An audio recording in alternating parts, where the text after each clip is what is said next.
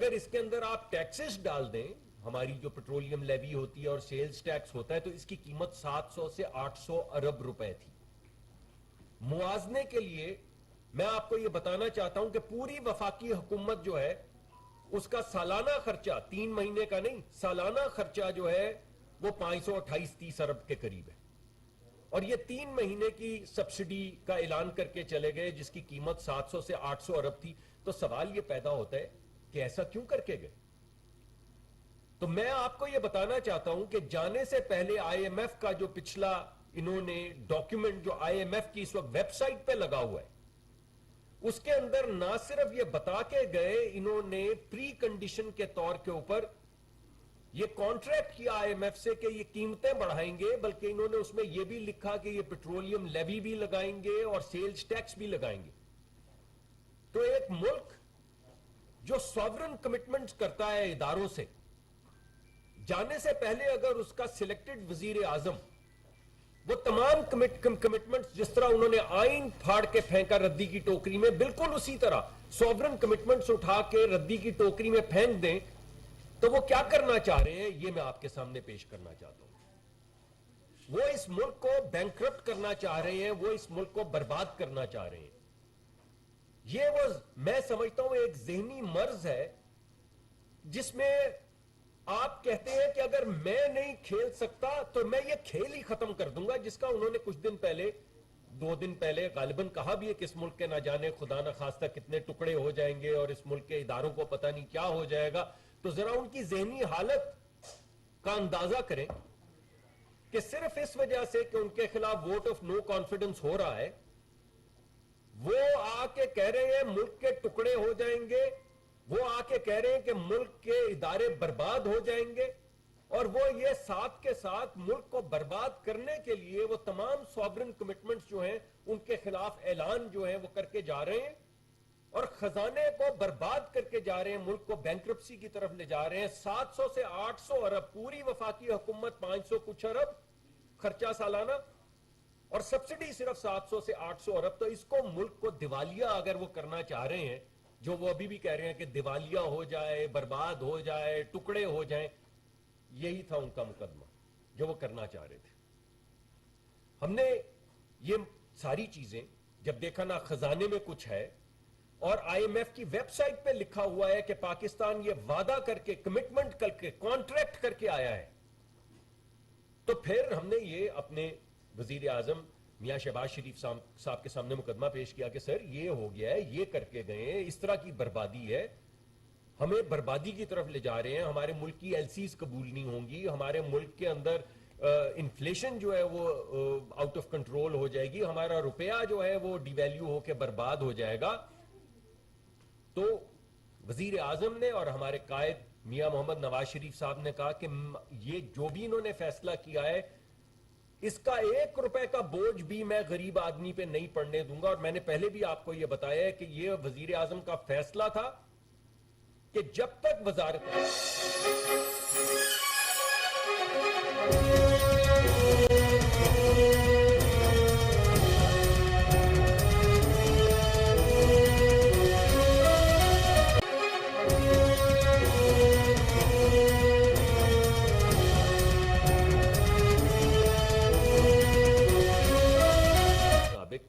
اس معاملے کو حل کرتے چلے جائیں. یہ مشکل فیصلہ تھا، یہ مشکل فیصلہ کیا گیا، مگر یہ مشکل فیصلہ ملک کو بربادی سے بچانے کے لیے کیا گیا. اور آپ نے دیکھا ہے سٹاک مارکیٹ کے حوالے سے بھی اور روپے کی استقامت کے حوالے سے بھی کہ اس فیصلے کو کیسے ریسیو کیا گیا. میں یہ نہیں کہہ رہا ہوں کہ لوگوں کا دکھ درد میں اضافہ نہیں ہوا، یہ مت سمجھیے آپ، لیکن جو مارکیٹس ہیں ان کو یہ پتا ہے کہ یہ لوگوں کے دکھ کا مداوا کرنے کا طریقہ کار ہے، جس کی وجہ سے مارکیٹس بھی پازیٹیولی رسپونڈ کر رہی ہیں اور روپیہ بھی آپ نے دیکھا ہے کہ اس میں تھوڑی قدر استقامت آ رہی ہے اور اس کی قیمت جو ہے وہ بڑھ رہی ہے اور ڈالر کی قیمت جو ہے وہ گر رہی ہے. تو انشاءاللہ مجھے یہ قوی یقین ہے کہ وہ بربادی، میں ویسے اس طرح کے الفاظ نہیں استعمال کرتا مگر خدا شاہد ہے کہ اگر آپ وہ تمام کاغذات پڑھیں اور وہ اعلانات سنیں جو وزیر اعظم کر کے گئے ہیں تو جی تو یہی چاہتا ہے کہ میں کہوں اس سازش کے خلاف جو ملک کے خلاف جس کا وہ اب برملا اظہار کر رہے ہیں کبھی ٹکڑوں کی شکل میں کبھی اداروں کی شکل میں, تو اس سازش سے ملک کو بچانے کے لیے یا ملک کو بربادی سے بچانے کے لیے یہ بہت مشکل فیصلہ کیا گیا ہے, مگر یہ بہت اہم فیصلہ تھا.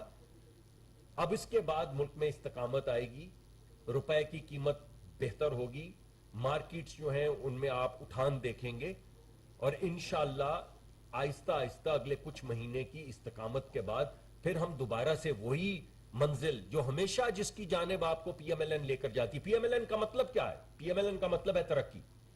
پی ایم ایل این کا مطلب ہے 11-12 ہزار میگا واٹ بجلی.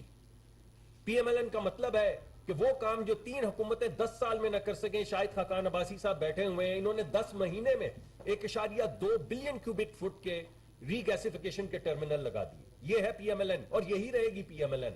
سڑکوں کے بھی جال بچھیں گے, لوگوں کو نوکریاں بھی ملیں گی, غربت میں کمی بھی آئے گی, انفلیشن پہ بھی اللہ تعالیٰ کے کرم سے کنٹرول ہم کریں گے, اور ترقی کی راہ پہ آنے والے 3-4 مہینے کے اس استقامت کے سفر کے بعد ترقی کا سفر آپ کے سامنے آنا شروع ہو جائے گا.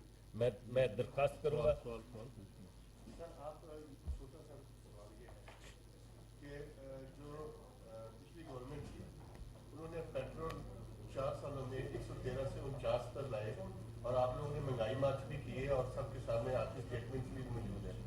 آپ 6 دنوں میں 7 دن کو کس طرح جسٹیفائی کریں گے؟ سادہ سا سوال.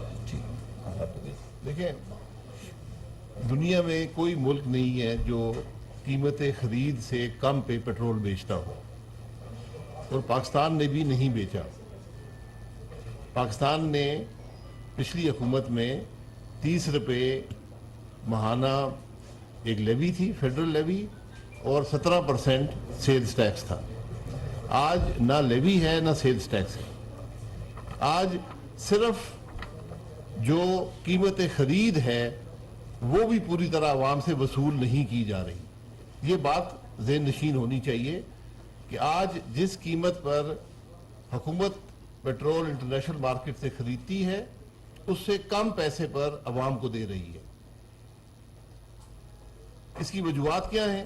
اس کی بنیادی وجہ آج جو دنیا میں کموڈیٹیز اور خاص طور پر تیل کی جو قیمت ہے, یہ بنیادی وجہ یہ ہے. اور دوسری وجہ جو روپے کی قدر میں کمی ہے ڈالر کے مقابلے میں. پیٹرول ڈالروں میں آتا ہے, جب روپیہ کمزور ہوگا اس کی قیمت میں اضافہ ہو جائے گا. اب اس کے اثرات کیا ہیں؟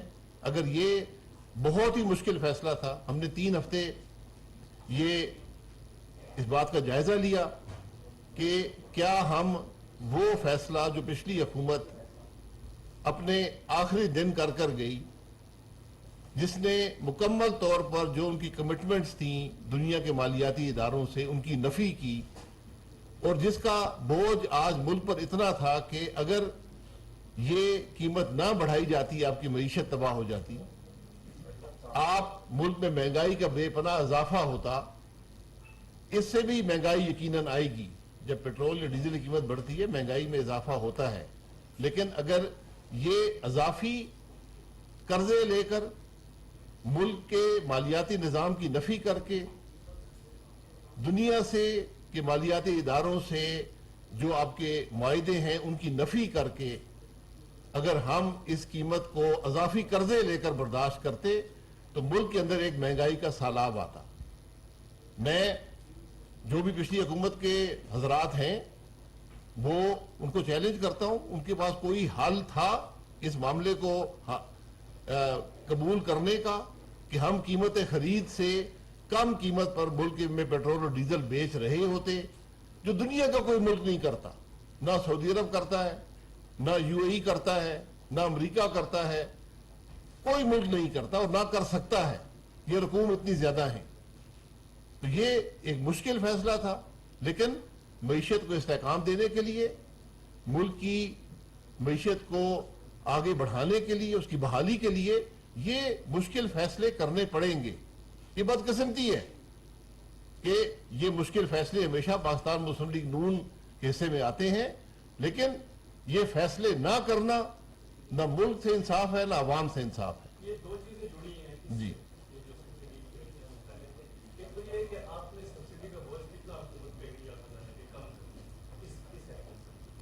جی میں بتا دیتا ہوں جی یہ ہے کہ آپ کہہ رہے ہیں کہ کچھ جو ہے پرائیویٹ سیکٹر کی بتا رہے ہیں وہ پرائیویٹ نہیں، صاحب ثروت. جی تو وہ کیا ٹیکس کی ضرورت لوڈ کرے گا اور وہ لوڈ کتنا ہوگا کس انکم بریکٹ پہ آئے گا؟ جی دیکھیں میں بتا دیتا ہوں. آپ یہ حساب لگا لیں، آپ باہر سڑک پہ جائیں، ایک صاحب ہیں جو لینڈ کروزر چلاتے ہیں ڈیزل پہ. حکومت پاکستان آج 1,00,000 روپے سے زیادہ ان کو رقم دے رہی ہے. جب وہ پیٹرول ڈالتے ہیں مہینے میں 1,00,000 روپیہ اس ملک کے غریب عوام کی جیب سے جاتا ہے. اس بات کو یاد رکھیں. سبسڈی کی بات ہوتی ہے، سبسڈی وہ ہوتی ہے جس کو آپ بجٹ میں رکھتے ہیں کہ ہم اپنے بجٹ میں اتنے 100 ارب یا اتنے 1000 ارب رکھیں گے، اس سے عوام کو ایک چیز مثلا آٹا ہو گیا، گھی ہو گیا، پیٹرول ہو گیا، قیمت خرید سے کم میں دیں گے. ہمارے بجٹ میں 1 پیسہ بھی پیٹرول یا ڈیزل کی سبسڈی میں نہیں تھا، نہ کبھی ہوا ہے نہ تھا. بلکہ یہ دونوں چیزیں ہمیشہ ہمارے لیے آمدن کا ایک بڑا ذریعہ رہی ہیں. آج 1 پیسہ بھی آمدن جو ہے وہ پیٹرول یا ڈیزل سے نہیں ہے. آج بھی حکومت قیمت خرید سے کم میں پیٹرول اور ڈیزل عوام کو دے رہی ہے. یہ دنیا میں جو ایک سپر سائیکل ہے کموڈٹیز کا، جو ایک مہنگائی ہے تاریخی اس وقت پیٹرول اور ڈیزل کی، اس کو برداشت ہمیں کرنا پڑے گا. اگر یہ سبسڈی یا اضافی جو بھی آپ اس کو قرضہ لے کر یہ قیمت کم رکھی جاتی مصنوعی طور پر، تو اس کے جو اثرات معیشت پر ہوتے وہ بڑے ہی گنہونے ہیں، بڑے ہی مشکل ہیں. جی میں آپ کا کیا ایک اور میں جی سبزی بتا دیتا ہوں. جی جی یہ ماہانہ 125 ارب روپیہ تک پہنچ گئی تھی جو حکومت پاکستان اضافی قرضے لے کر ادا کر رہی تھی. 125 ارب کے قریب. جو آپ کی آمدن میں کمی ہوئی ہے وہ بھی تقریباً 100 ارب کے قریب ہے. یہ حساب جو ابھی ڈاکٹر صاحب نے بھی آپ کو بتایا، یہ اگر 200 ارب کے حساب سے بھی ماہانہ لگائیں، یہ سال کا 2500 ارب بن جاتا ہے. پاکستان کی پوری وفاقی حکومت 520 ارب پہ چلتی ہے. ہمارے پوری دفاعی اخراجات جو ہیں وہ 1700 ارب کے ہیں. یہ بات 2500 ارب تک جا پہنچی. یہ ممکن نہیں ہے. میں نے آپ کو پہلے بتایا دنیا میں کوئی ملک ایسا نہیں ہے جو قیمت خرید سے کم میں پیٹرول یا ڈیزل بیچ سکتا ہوں. میں اضافی جی میں ایک منٹ اضافی آپ کو بتا. دیکھیں بات یہ، آپ کتنے لوگوں کو جانتے ہیں جو 15,000 روپے یا 18,000 روپے کماتے ہیں جن کے پاس موٹر گاڑی یا موٹر سائیکل ہے؟ نہیں ہے نا. کتنے لوگ ہیں جو 30,000 روپے تک کماتے ہیں جن کے پاس موٹر گاڑی یا موٹر سائیکل ہے؟ کچھ ہیں، موٹر سائیکل ہے، گاڑی کسی کے پاس نہیں ہے. جو ڈیٹا ہمیں پریزنٹ کیا گیا اس میں جو لوگ 35-36 ہزار روپے تک کما رہے ہیں ان میں سے تقریباً 17 سے 20% لوگوں کے پاس موٹر سائیکل ہے، باقیوں کے پاس موٹر سائیکل نہیں ہے. اس کا مطلب ہے کہ جو آپ سبسڈی دے رہے ہیں وہ آپ ان لوگوں کو دے رہے ہیں جو ان کو ہم کہہ رہے ہیں، میں 40,000 نہیں مگر 1,00,000 1,50,000 روپے والوں کو کہہ رہا ہوں صاحب ثروت. یہ نہیں میں کہہ رہا ہوں کہ پورا پرائیویٹ سیکٹر، مگر وہ لوگ جو تھوڑا بہت افورڈ کر سکتے ہیں، جو گاڑی خرید سکتے ہیں، ان کو یہ اضافی بوجھ بادلے ناخواستہ اٹھانا پڑے گا، جس کی وجوہات جو ہے وہ شاہد خاقان عباسی صاحب نے بتائی ہیں. ہم نے سبسڈی دی ہے 40,000 تک کمانے والے لوگوں. اگر کوئی 30 میل دور جاتا ہے یا 35 میل دور جاتا ہے نوکری کرنے کے لیے تو وہ اس کو استعمال کرے گا پیٹرول کے لیے. کسی کے اگر 6 بچے ہیں اور انفلیشن کا امپیکٹ آیا ہے ڈیزل پیٹرول کی پرائس بڑھانے سے تو وہ استعمال کرے گا کھانے کے لیے. اگر کسی کے بچے سکول میں ہیں اور اس کو تنگی پڑ رہی ہے مہنگائی کی وجہ سے تو وہ استعمال کرے گا فیس کے لیے. یعنی ہم نے کیا یہ کہ 40,000 تک کمانے والے جو لوگ ہیں ان کو ایک فیسلٹی دی ہے کہ وہ اپنی مرضی سے جس طرح وہ زندگی گزارتے ہیں اس پیسے کو خرچ کریں. اگر ہم صرف پیٹرول کی نوزل کے اوپر سبسڈی دے دیتے تو صرف گاڑی والے یا موٹر سائیکل والے جو اشخاص ہیں ان کو ملتا ہے یہ باقی 80%. اگر مان لیں کہ ان غریب لوگوں میں 20% لوگوں کے پاس موٹر سائیکل ہے تو 80% لوگوں کے اوپر جو بوجھ پڑنا تھا اس کا کوئی اور طریقہ کار نہ رہتا. تو ان لوگوں کو بچایا گیا اور اس بریکٹ سے اوپر کے جو لوگ ہیں بتدریج ان کے اوپر تھوڑا بوجھ اور کچھ حکومت کے اوپر بوجھ جو ہے وہ ہم اٹھا رہے ہیں. ہم نے لیوی نہیں بڑھائی جی, میں بتا رہا ہوں جی, لیوی نہیں بڑھائی وہ بوجھ ہم نے اٹھایا, سیلز ٹیکس نہیں بڑھایا وہ بوجھ ہم نے اٹھایا, جو تھوڑی سی اضافی قیمت بین الاقوامی قیمت میں ہے اس قیمت کے باوجود وہ بوجھ ہم نے اٹھایا, باقی بوجھ جو ہے ہم نے ڈسٹریبیوٹ کر دیا. سر 2 سوال ہے سر. ایک تو بھائی صاحب آپ سے بھی, ملک صاحب آپ سے بھی. سر بالکل ٹھیک ہے یہ انٹرنیشنل مارکیٹ میں پرائز بڑھی ہے, بڑھنی چاہیے تھی, لیکن نہ صرف آپ کی حکومت, پچھلی جتنی بھی حکومتیں تھیں ایک مافیا اسٹائل والے ہیں, باقی لوگ ہیں جو سرمایہ دار ہیں جو پالیسی میکنگ میں, اور آپ نے بھی ان کو پالیسی میکنگ میں شامل کیا, سب حکومتیں شامل کرتی ہیں, ان کو آپ 100 ارب روپے کی سبسڈی دے رہے ہیں. ایل این جی آپ $25 کی لے کر $6.25 کی ان کو دے رہے ہیں. سر وہ مافیا ہر حکومت سے یہ رعایت لیتا ہے اور آپ بھی دے رہے ہیں, اور آپ نے اس کو وڈرا کیوں نہیں کیا, ان لوگوں کے لیے کر دیا.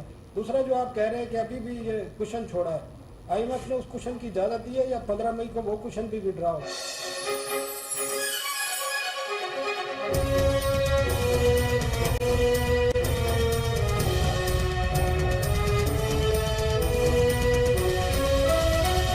بات ہے جو میں نے پیٹرول ڈیزل کی بات کی, یہ سبسڈی نہیں ہے, اضافی قرضہ ہے ملک کے لیے, اور اس کا حجم اتنا زیادہ ہے, جو رقم میں نے آپ کے سامنے رکھی ہے 2,500 ارب تک سالانہ, وہ کوئی ملک کی معیشت برداشت نہیں کر سکتی. تو ہم اس کام میں نہیں پڑ سکتے جو دنیا کا کوئی ملک بھی نہیں کر سکتا. ہمیں اس بات کا احساس ہونا چاہیے, یہ معمولی باتیں نہیں ہیں. یہ ملک جھوٹ سے نہیں چلتے, ملک جھوٹے وعدوں سے نہیں چلتے, ملک ٹویٹ سے نہیں چلتے, ملک حقائق پر چلتے ہیں.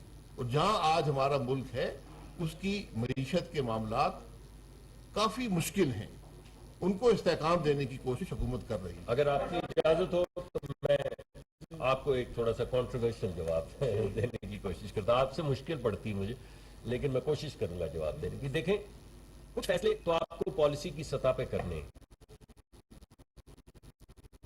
اگر آپ کے پاس ایک ایسٹ ہو جو لمیٹڈ ہو یا ختم ہو رہا ہو یا ڈپلیٹنگ ہو, تو آپ اس کی ایلوکیشن کہاں کریں گے؟ آپ اس کی ایلوکیشن وہاں کریں گے جہاں پہ سب سے زیادہ پروڈکٹیوٹی بڑھتی ہے.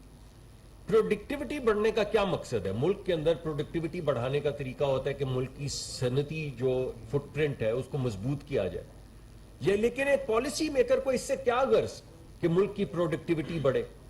وہ غرض ہماری یہ ہے کہ جب ملک کی پروڈکٹیوٹی بڑھتی ہے اور کاروبار میں چھوٹے بڑے کاروبار بڑھتے ہیں تو لوگوں کو نوکریاں ملتی ہیں, لوگوں کے گھروں کے اندر انکم آتی ہے, لوگ جو ہے اپنے بچوں کو پال سکتے ہیں, ان کو صحت فراہم کر سکتے ہیں, ان کو اسکول بھیج سکتے ہیں, اپنے بزرگ ہیں ان کی خدمت کر سکتے ہیں. تو ایک طرح سے ایک بیلنسنگ ایکٹ ہے کہ آپ نے جو رائٹس ہیں, یعنی لوگوں کو جن چیزوں کی ضرورت ہے وہ بھی فراہم کرنی ہے, مگر ان لوگوں کو جن کو آپ گیس فراہم کر رہے ہیں روزگار بھی فراہم کرنا ہے. اس روزگار کو فراہم کرنے کے لیے جو آپ کو پروڈکٹیوٹی چاہیے اس کو آپ نے انرجائز کرنا ہے. تو آپ ایک پورٹ فولیو بناتے ہیں کہ کچھ آپ کی گیس جو ہے وہ ان سیکٹرز میں جائے جس سے ملکی پیداوار یا ملکی پروڈکٹیوٹی بڑھے. یہ ایگریکلچر میں بھی ہم کرتے ہیں, یہ صنعت کے اندر بھی کرتے ہیں, کیونکہ 2 بڑے یہ ایسے ایریاز ہیں جس میں ہمارے ملک کے اندر روزگار لوگوں کو ملتا ہے. ہمارے ملک میں روزگار ملتا ہے لوگوں کو دیہی علاقوں میں, کسانوں کو ایگریکلچر میں, اور شہری علاقوں میں یا پیری اربن ایریاز میں, انڈسٹریل ایریاز میں مزدوروں کو ملتا ہے, کام کرنے والے لوگوں کو ملتا ہے. تو اس پیداوار کو بڑھانے کے لیے ہم ایک پورٹ فولیو بناتے ہیں کہ کچھ اس کو پش کرتے ہیں تاکہ لوگوں کو نوکری ملے, کچھ اس کو پش کرتے ہیں تاکہ ملک کا ایگریکلچر بہتر ہو, تاکہ لوگوں کی حالت بہتر ہو. اس کا کبھی بھی مقصد یہ نہیں ہوتا کہ آپ کسی ایک کو سبسڈی دے کے صرف امیر کرنے کی کوشش کر رہے ہیں. اس کو لنک کرتے ہیں آپ ایکسپورٹ کے ساتھ تاکہ آپ کی پروڈکٹیوٹی بھی ان ایریاز میں بڑھے جس سے آپ کے ملک کی ایکسپورٹ بڑھے. اور یہ جو ہر وقت ہمیں 5-4 سال کے بعد ایک مصیبت آ جاتی ہے ایکسٹرنل سیکٹر کی, یہ حل ہو. جی پوچھیں مشکل فیصلہ کر لیا یہ 60 روپے ایک اور مشکل فیصلہ کرتے ہیں کہ جس ملک کے جو بڑے بڑے اہم عہدے ہیں ادارے ہیں ان کے لیے 50% فیس کٹ کر دیں. ان کا جو فیول کی جو فیسلٹی ہے جس میں بیوروکریسی بھی ہے, جس میں ججز بھی ہیں, جس میں جنرل بھی ہیں, جس میں یہ تمام گورنمنٹ کے ادارے شامل ہیں. اس پہ کمنٹ کریں گے آپ؟ پرائم منسٹر بھی رہے ہیں. یہ تجویز ہم دے دیں گے, کابینہ کو دے دیں گے آپ کی تجویز. میں پھر گزارش یہ کروں گا کہ پوری وفاقی حکومت جو ہے یہ سال میں 520 ارب خرچ کرتی ہے. اس 520 ارب میں مجھے صحیح علم نہیں ہے, 30-40 ارب پیٹرول کی مد میں خرچ ہوتے ہوں گے پورے سال میں. اس لیے وہ رقم اتنی بڑی نہیں ہے جس سے اس بات کو درست کیا جائے. لیکن سمبولک بات آپ کی بات بالکل درست ہے, یہ بات ہم رکھ دیں گے, لیکن یہ اس مسئلے کا حل نہیں ہے. جو چیز آپ کو 125 ارب جیب سے دینا پڑتا ہو اور 100 ارب اپنی آمدن میں کمی ہو رہی ہو, اس کو آپ 20 یا 30 ارب کی پیٹرول میں سے سالانہ میں سے آپ 10-20 ارب کاٹ کے حل نہیں کر سکتے. یعنی 200-250 ارب ماہانہ اور 20 یا 15 یا 20 ارب سالانہ. ارب میں سے 10% کاٹیں گے, 50% کاٹیں گے, لیکن بالکل آپ کی بات درست ہے. سمبولکلی ایک اچھی بات ہے, آپ کی تجویز بڑی اچھی ہے. مٹیریل امپیکٹ شاید جس کا وہ نہ آئے, مگر لوگوں کو کم از کم یہ اندازہ ہوگا اس کے ذریعے کہ ان کے دکھ درد میں ہر سیکٹر جو ہے وہ شرکت کرے. جی ہاں, یہ آپ کا یہ سوال, یہ میرا فیوریٹ سوال, اگر آپ اجازت دیں تو اس کا میں سر ایک اگر آپ اجازت دیں دیکھیں میں سناتا ہوں. وہ کہہ رہے ہیں کہ آپ روس سے پیٹرول کیوں نہیں لیتے. یہ بہترین سوال ہے صاحب. بات یہ ہے کہ ایک دن ہمیں پتا چلا جب حکومت ختم ہو رہی تھی, اس سے کچھ دن پہلے, کچھ ہفتے پہلے نہیں, کچھ دن پہلے, جو اس وقت کے وزیر تھے انہوں نے ایک خط لکھا, روس کو خط لکھا اور ان کو کہا کہ ہم آپ سے تجارت بڑھانا چاہتے ہیں, اور کچھ انہوں نے سیکٹرز بتایا کہ اس میں بڑھانا چاہتے ہیں, اس میں بڑھانا چاہتے ہیں, اور پھر ان کو یہ کہا کہ ہم یہ بھی چاہتے ہیں کہ آپ ہمیں جو پیٹرولیم پروڈکٹس ہیں وہ اس کی تجارت بھی ہمارے ساتھ بڑھائیں, اور اگر کچھ آپ اچھے ریٹس ہمیں دے سکیں تو وہ ہمیں دے دیے جائیں. بہت اچھی بات تھی جی. تو ہم نے سوچا کہ جب بھی آپ سارے صحافی ہیں, آپ جاتے ہیں, جب بھی دو ممالک کے درمیان میں کوئی بات چیت ہوتی ہے, طے ہوتی ہے, اس کے کوئی منٹس ہوتے ہیں. ایک ایم او یو ہوتا ہے نان بائنڈنگ. جب کانٹریکٹ تیار نہیں ہوتا تو وزیر اعظم کی سطح پہ یا وزیر توانائی کی سطح پہ جب دو ممالک میں گفتگو ہوتی ہے سستا تیل خریدنے کی, تو اس کا ایک non binding M O U ہوتا ہے کہ ہم نے اگری کیا. بائنڈنگ نہیں ہے یہ کسی پہ کوئی کانٹریکٹ نہیں ہے کہ آپ نے یہ اب دینا ہی دینا ہے, مگر ہم نے نان بائنڈنگ ایک کاغذ لکھ دیا, سفید کاغذ پہ دو لوگوں نے سائن کر دیے کہ یہ بائنڈنگ نہیں ہے, لیکن ہم سستا تیل آپ کو دیں گے. اور ہم نے کہا ہم سستا تیل, کوئی non binding M O U نہیں ہے, کوئی منٹس موجود نہیں ہے, کوئی کانٹریکٹ بائی لیٹرل اگریمنٹ موجود نہیں ہے. چلے مانے لیتے ہیں کہ یہ سب تو بالکل ایسے ہی ہے, ہو جاتا ہے کبھی کبھی ایسے. تو ہم پی ایس او کا ٹینڈر ہر 15 یا 20 دن کے بعد کرتے ہیں, جس کے اندر پوری دنیا کے ٹریڈرز انکلوڈنگ چاہے وہ روس سے ہو کہیں سے ہو, وہ ٹریڈرز آ کے بڈ کر سکتے ہیں. میں آپ سے یہ سوال پوچھتا ہوں کہ اگر 30% سستا تیل مل رہا ہے تو پی ایس او کے ٹینڈر میں 30% سستا تیل کی بڈ کیوں نہیں آ رہی؟ یعنی وہ لوگ جو ہمیں یہ سجیسٹ کر رہے ہیں, میں ان کو دعوت دیتا ہوں, ان کے کچھ جاننے والے ہمارے پاس آئے بھی ہیں کہ ہم آپ کو تیل سستا. میں نے کہا آپ ایسا کریں کہ سستے تیل کی بڈ ڈالیں ایک ٹرانسپیرنٹ طریقے سے. آپ یہ چھپ چھپا کے کیوں ملنا چاہتے ہیں ہمیں؟ آپ آئیے, پی ایس او کا ٹینڈر ہوتا ہے, آپ کو 30% سستا تیل مل رہا ہے, آپ کو نفع ہوگا, آپ 5% اپنے پاس رکھ لیں اور 25% سستا بڈ کر دیں, کوئی آپ کو بیٹ ہی نہیں. تو کیوں نہیں ہو رہا بھائی, کیوں نہیں ہو رہا؟ نہ کوئی بائی لیٹرل اگریمنٹ ہے, نہ کوئی جی ٹو جی اگریمنٹ ہے, نہ کوئی non binding M O U ہے. اس کے بعد ہمارے ان کی بات کے بعد ہمارے جو سفیر ہیں روس میں, انہوں نے وہاں کے انرجی منسٹر سے, ان کی پیٹرولیم منسٹر سے جا کے میٹنگ کی اور ان سے کہا کہ وہ کوئی 30% کی کوئی بات, آپ نے کوئی جواب نہیں, نہ خط کا جواب آیا, نہ اس میٹنگ کے اندر سفیر نے جو میٹنگ کی جا کے, ہمارے سفیر نے ان کے انرجی منسٹر کے ساتھ, نہ وہاں سے کچھ یہی بات ہے کہ یہ جھوٹ کی بنیاد نہیں ہوتی. میری بات سن لیں. 5 ریفائنریز ہیں ہمارے ملک میں, 5 ریفائنریز ہیں. اپنا خام تیل وہ خود خریدتی ہیں. آپ یقین کریں, آپ تو 30% کی بات کر رہے ہیں, ان کو 1% بھی سستا ملے, ان کو مکمل اختیار ہے, خود خریدتی ہے تیل. وہ خریدیں گی 1% بھی سستا ہو اور اس سے زیادہ منافع کمائیں گی. اس لیے یہ باتیں ہم نے بہت سنی ہیں, حقیقت اس میں نہیں ہے. جی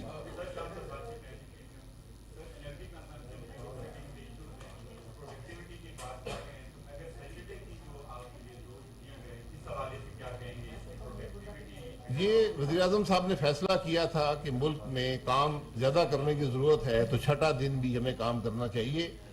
یہ اب وہ ریویو اس کو کریں گے, اس کو دیکھتے ہیں اس سے کیا فائدے حاصل ہوتے ہیں.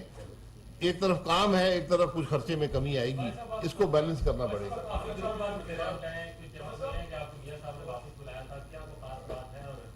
تو 6 بگوئیاں نہیں ہیں, میں ملک میں نہیں تھا پچھلے 10 دن, یہ بالکل حقیقت ہے.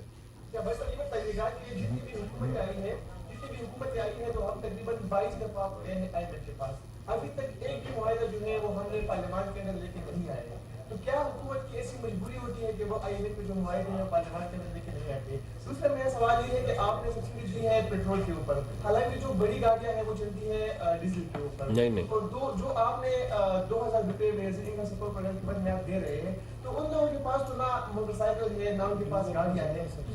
اسی لیے تو کیش دیا ہے بھائی, اسی لیے تو کیش دیا ہے, استعمال کر سکے نا. اسی لیے جو آپ نے, آپ کے سوال میں ہی آپ کا جواب ہے کہ جس بیچارے کے پاس موٹر سائیکل گاڑی ہے ہی نہیں, اس کے اوپر بھی تو مہنگائی کا بوجھ پڑا ہے, اسی وجہ سے اس کو کیش دیا ہے. آپ کا سوال جی بڑی دیر سے آپ نہیں, آپ کے پاس اگر آپ کے اس کے بعد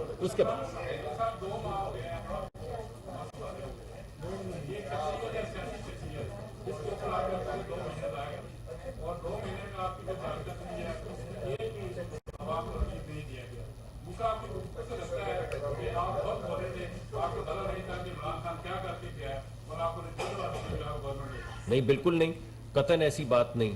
ہم یہ ٹھیک ہے کہ وہ ملک کو برباد کر کے گئے, اس میں کوئی شک نہیں, اس میں بھی کوئی شک نہیں کہ وہ جاتے جاتے بارود